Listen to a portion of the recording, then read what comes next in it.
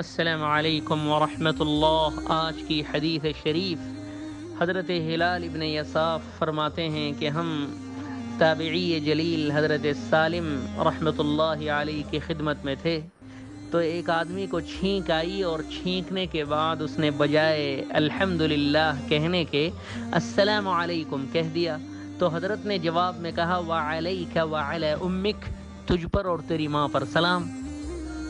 تو آدمی کو برا لگ گیا۔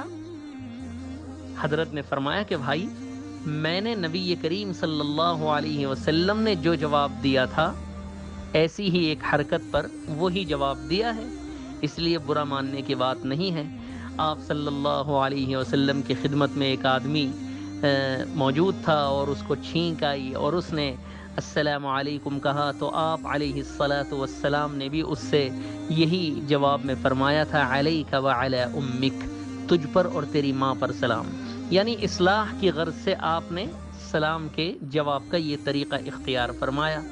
پھر آپ صلی اللہ علیہ وسلم نے اصلاح کے طور پر آگے بات یہ ارشاد فرمائی کہ تم میں سے جب کسی کو چھینک آئے تو اسے چاہیے کہ وہ الحمدللہ رب العالمین کہے، اور سننے والا جواب میں یرحمک اللہ کہے، اور پھر چھینکنے والا یغفر اللہ لی ولکم یا یغفر اللہ لنا ولکم کہے۔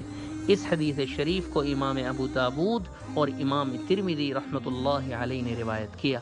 والسلام علیکم ورحمۃ اللہ۔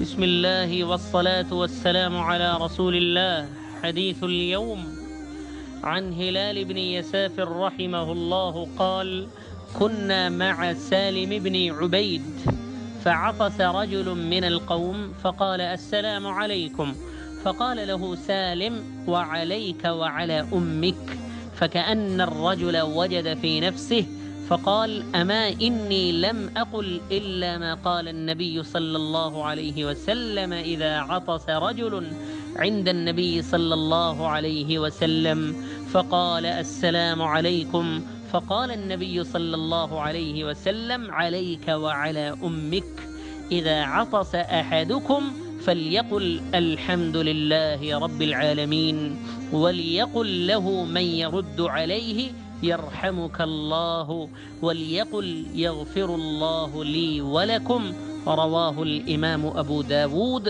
والإمام الترمذي رحمهما الله تبارك وتعالى۔